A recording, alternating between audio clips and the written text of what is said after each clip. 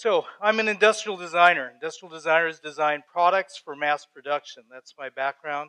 I've been doing this since the late 70s, at which time I was part of the Xerox team that developed the touchscreen user interface. After I left, I developed my own firm. And in about 1985, I developed this underpinning. It says it's not how you feel about the design, it's how it makes you feel about yourself. Today we actually say it's not how you feel about the design or the experience. In order to understand what we do, I'm going to talk about and show some examples. I'm going to show you how we do it in overview, and I'm going to show you why we do it. What's our underlying motivation? So the first product I'll show you is a new product announced this year in January. It is the $1,000 genome device. So over a decade ago, it took 15 years, I believe, and over $3 billion to do the first genome. This year we announced that in 2 hours, for $1,000, you can do a genome. This is something that's going to affect everyone's lives in this room. This will affect the whole world eventually. This is a product produced by Life Technologies, our client. We had the privilege of working with the geniuses there who developed this technology to bring it to life through an industrial design, to understand the user experience. And I'll talk a little bit more about how we get to what the right design is and why the right design is meaningful. I'm going to flip through some examples here. This was also announced in January. This is a $1,000 home theater system that comes in 3 boxes. 3 boxes snap together within 5-10 minutes. You just take them out, pop them together. They connect. You plug the TV into the back.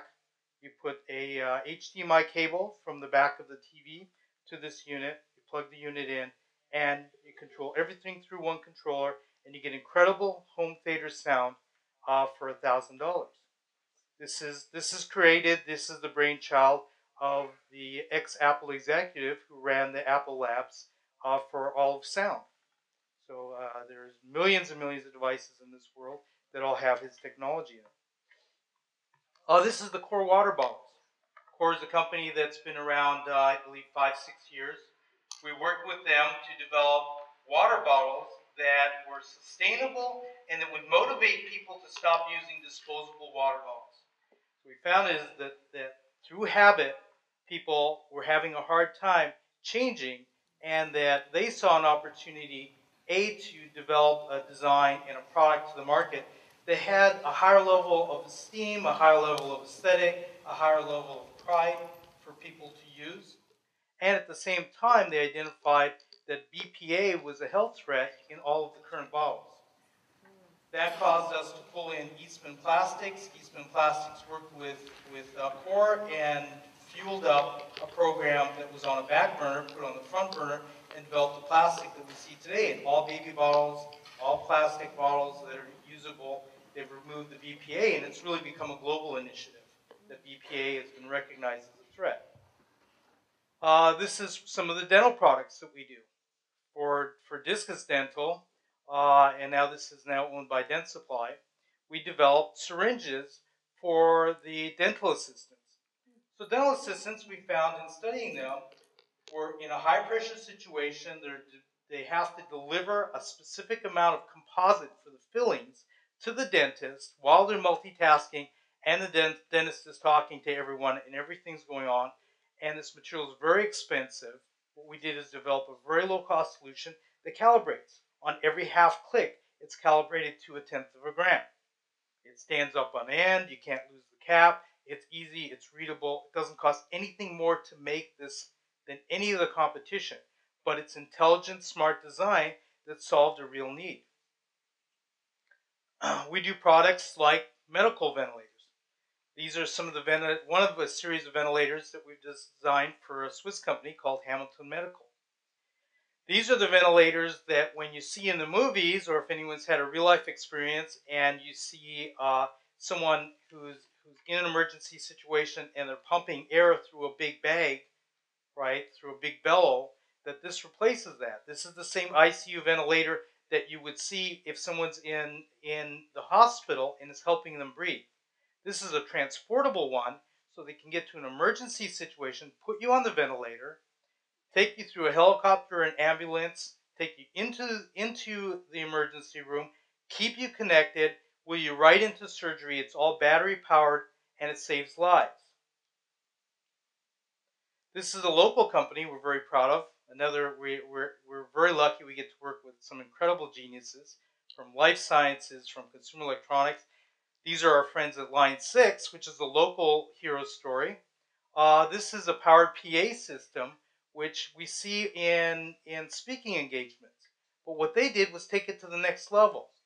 They took the technology and they made it intelligent. And they actually have connected this so that they're network aware. So if I put two of them together, it'll go into stereo mode. If I put it on top of a subwoofer and connect it to a subwoofer, it knows it's there. And it adjusts all the sound. If I take it and turn it on its side, it becomes a stage monitor.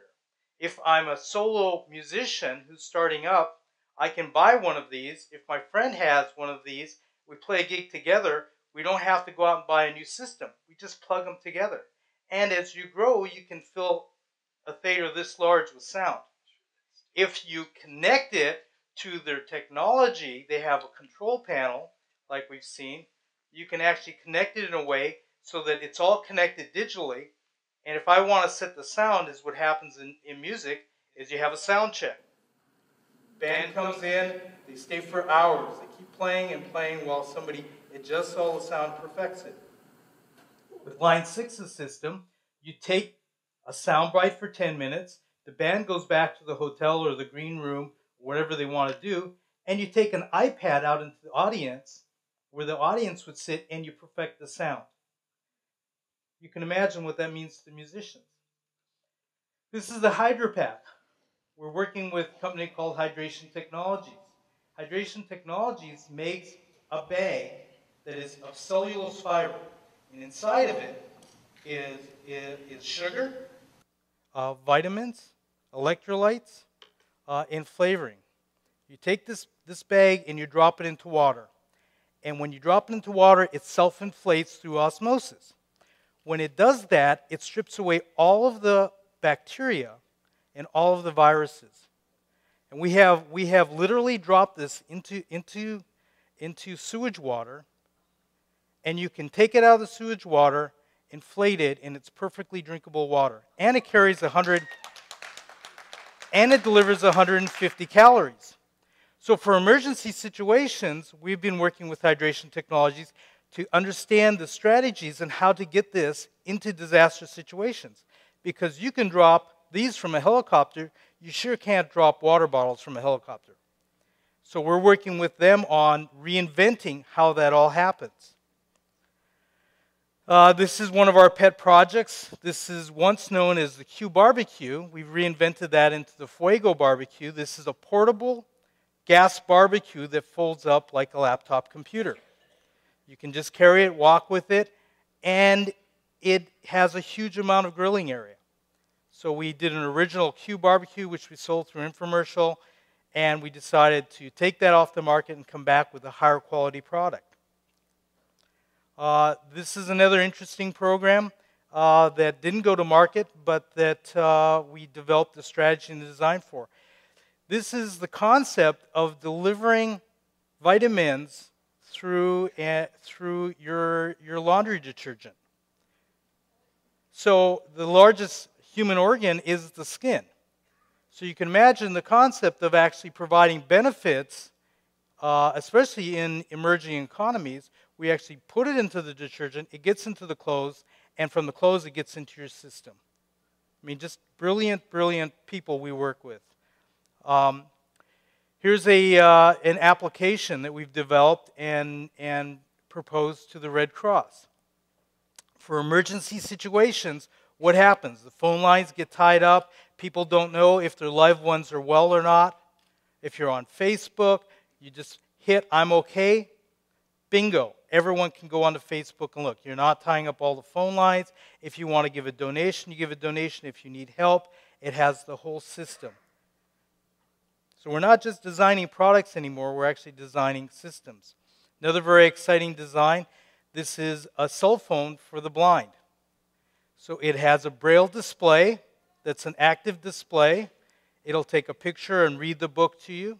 Of course, it'll play music. It'll do everything else you do. And we study the human psychology. So we're studying people. We believe in people. People are the key to everything we do.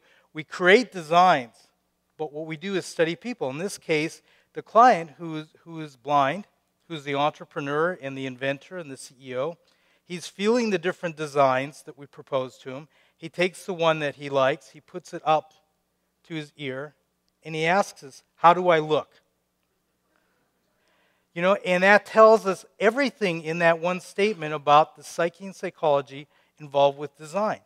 Is that it's not about it's all about the self. How do I feel about myself? Do I feel acceptable to society through my technology, through my clothes? Do people welcome me? Another great product that we're very excited about was the hand-powered laundry machine. We developed salad spinners for a company called Xylus.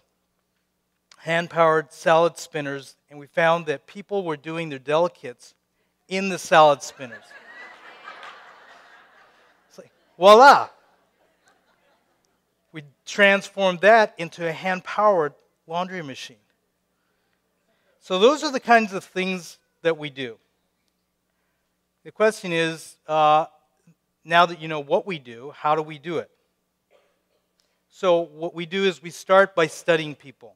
We do ethnography, and we do secondary research on the internet, and we do surveys, and we do quantitative studies, and we travel all over the world to understand what is the psyche and psychology, what's the circumstance, what's the motivation of our audiences. And as I teach to design students, I explain to them, it's a new world, it's a global economy. How am I going to design for a 12-year-old in rural China for our client Pepsi? I don't have the empathy for that person. I can't take my whole design team there and go walk and follow her. I can't take 30 people to follow behind this one person. You have to be able to get out there and develop tools and insights, and that's what I'm going to show you a little bit about how we do. One of the keys to how we think and what we do is that we leveraged Joe Campbell's work. So we're standing on the shoulders of who we feel are some very great people. Campbell wrote the story of the hero's journey, and we believe that to be a universal truth. And we understand the calling and the engagement and the challenge, and we understand everything about it as how it relates to all of us in our everyday lives. So we transform Joe Campbell's work into our own journey. So what we say as designers is that we want to attract. That's our calling. We want to engage. That's the challenge, right? The door handle on this door, it looks like you push it. It attracts you. You say, it looks like my hand feels right. When it does, you receive an affirmation. When you see a speaker come up, myself included, you have an expectation. If I affirm your expectation, it's not about that I was the right person for the job. It's about that you were the right person, that you had the insight and the understanding. And when you have that, that leads you to an adoption or a purchase. And what's critical, next comes the moment of truth, right? The out-of-the-box experience. Does something happen? Okay, you wanted to hear me speak. Did I deliver something meaningful? Did I really give you something that you can take away? That's the trophy. That's what we all want to take away in all of our experiences of life. And when that happens, and other people acknowledge that, our loved ones, as we were talking about in movies earlier today, which I could completely relate to, that what is the story of life? The story of life isn't that I go and get a new iPhone because I like iPhones. That's part of the story. The other part of it is that someone acknowledges that, right? And you watch how people do things, and you study people, and you really see what happens. Because if I ask you what you do, and what you think you do, and what you say you do, they're all going to be different, right? We don't know ourselves that well. But we study people, and we watch, and we see how people react. So you go through that process. If everything is done right, and that's what we focus on, is looking at doing everything so right that people feel good enough about themselves that they'll tell someone else. They'll share the good news. They'll go viral with the campaign. When we did the core water bottle, we wrote a simple story that we took out to the design media. And we talked about how we were using emotion and design to motivate people to stop using disposable water bottles and to invest a little bit in a water bottle. Cost $1 for a liter of water. When you buy a reusable water bottle, you can refill it, I think, almost 3,000 times for that same dollar. Isn't that amazing? And 80% of all the disposable water bottles end up in landfills. And if you look at a water bottle, because of transportation, all the costs, you could fill about 1/3 of it full of oil, and that's how much it actually costs in oil. We used the viral campaign to take the story out. It did go viral, and it built a very successful company for core. The other person that we love is Maslow. So we looked at Maslow, and we took his hierarchy of needs, and we interpreted that into a mapping system. So low self-actualization, let's say, to high self-actualization vertically, and we plotted that against interactivity. Very low interactivity to very high interactivity. That created 4 quadrants. And we have a basic quadrant, a versatile quadrant, and a rich quadrant, and an artistic quadrant. And what you see is a paperclip is very low self-actualization, very low interactivity. Doesn't mean that we don't need paperclips. We do. And it's actually very high design. If you actually study a paperclip, it's phenomenally well designed. Minimal materials, does the job every time. We don't even think about it. How many of these do we use? Right? It does the job. You start adding interactivity, and the far extreme is a skip loader. It's hands, eyes, ears, it's all involved. But neither of these are self-actualizing. If we go back to low interactivity, and we say, what's the highest self-actualization with the least amount of interactivity? I say it's the Mona Lisa. You have a lead up. You got to get to Paris. You got to buy a ticket. You got to wait in line to see it. You got to get through the Louvre. You wait and see it. You get your 10 seconds in front of it. It's behind glass. You're 10 or 15 feet away, but you are self-actualized that you've seen the Mona Lisa. Now, if you go far extreme to interactivity, I say it's the Ferrari. I'm not a Ferrari owner, but we've watched Ferrari owners. Buying the first Ferrari, it's immersive. So it's eyes, ears, hands, it's the look, the feel, the smell, it's everything. And in the rich quadrant, it changes who we are. Right? So this is how we look at it, and I'm going to show you an example here of just an overview of what we did a few years ago. And this is when we looked at the phone market for Sprint, and we identified what we call an opportunity zone. What we found out through our mapping, we started in saying we just wanted to understand where products in people's lives fell. But when we study people, we create these aggregate personas. A persona is a fictional person that we create from all of our research and understanding, and we use them to empathize for the position. We found is that we could place them on the map. We knew them well enough that their roles in their lives could fall on the map. When we also started studying, we found that if we studied the brands and broke down the brands, we could place them on the map. And by studying the competitive landscape and people, we found that we could create an opportunity zone. And this is how we map out and understand. Now, it takes thousands of hours to get this right for very competitive markets. But the opportunity zone is where people want to go. Who do they want to become by their acquisition of a new experience, a new product, a new device, a new website that they see? Who do you want to become? We're all evolving. We're all moving up or right. That's the human condition. Right? None of us are satisfied, right? Every one of us buys new clothes not because we wore out our last shirt or our last blouse. We buy it because we're doing something for ourselves. So what we find is that by moving people up, we create these opportunity zones.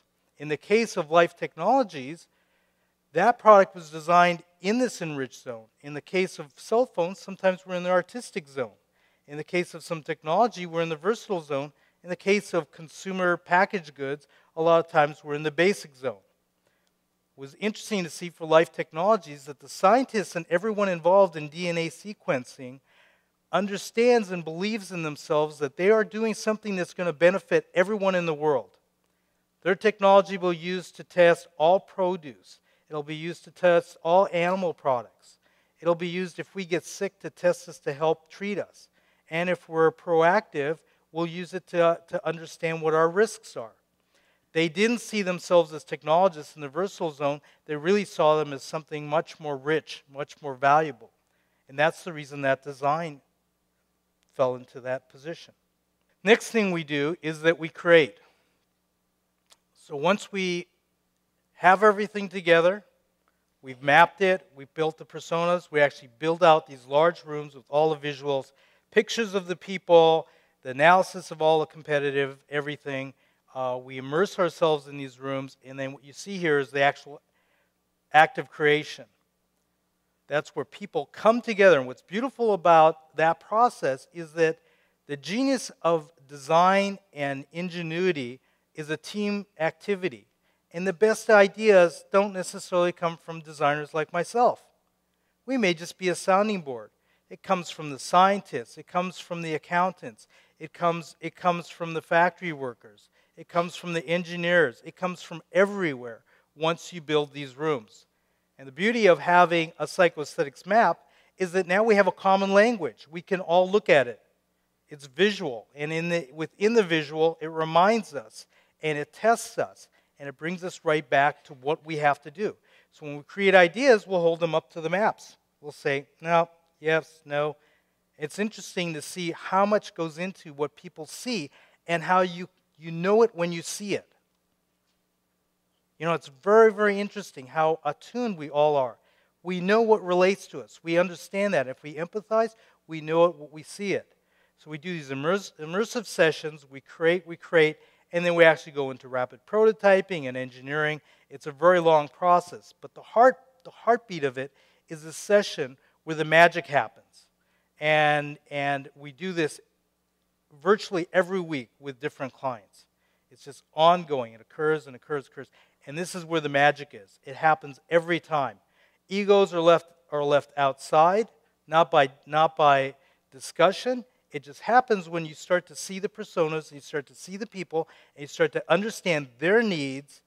You empathize with them so strongly that you stop thinking about what's important to you, and you start thinking about what's important to them, what's important for the marketplace. And especially when you're dealing with anything that has great meaning, like DNA sequencing, like the work we've done for emerging economies in laundry and water consumption, and all of these very important things to us.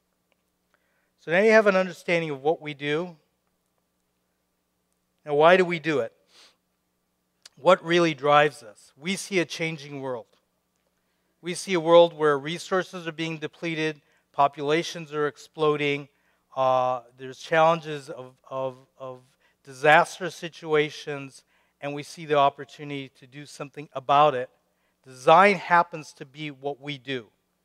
But why we do it is because we see all of this. We're involved in business, right? What do we see happening in business? 80% of the new products fail. Large percent of strategies fail. A lot of them fail because people didn't anticipate things. A lot of them fail even when the strategy is done and they find out that it's flawed, there's too much momentum to do something about it. And half of the new businesses can't survive. Right? We all know through the news that most of our economy is really run on small businesses. It's not the mega businesses that get a lot of attention. So we're looking at tools to help business, to help create not just employment, but to help create a better life. When we go out in the world, what motivates us? This is a picture of microbanking. Microbanking was a great invention. These are the things that turn us on. Someone invents a microbanking system by which a villager who has time to start a business but doesn't have the resources can go borrow a small amount of money and become an entrepreneur and raise the value of their family's lives, raise the quality of their life. I mean, it's so impressive to see what happens in the real world and see how people really feel about themselves. When we studied villagers in India, and we were looking at laundry, we found universally, every parent who takes care of the kids saw the quality of their clothing, how clean their clothes were, and how well their kids looked when they left the house, reflected on how much they were loved by their family. They were not arming them with good clothes, they were arming them with the love that they feel for them to go out into the outside world. And then, right at home, we do work in consumer packaged goods, and we do work for a company called Zillis that makes household products like the salad spinner. What are we looking to create? Design's just our platform. What we're looking to create is life's experiences. You know, the pleasure of sharing food, the pleasure of preparing a meal with your child. This is really what we watch for, and this is what we're looking to do. We just happen to be designers, and we happen to believe in this strong enough that it affects everything we do as designers and allows us to reinvent ourselves every time. And I want to leave just with a few words from the poet Maya Angelou. So people, and this is I relate to very strongly, people forget what you've said. People forget what you did. But people never forget how you made them feel. I hope everyone here today feels good about my presentation. I feel good about you. Thank you.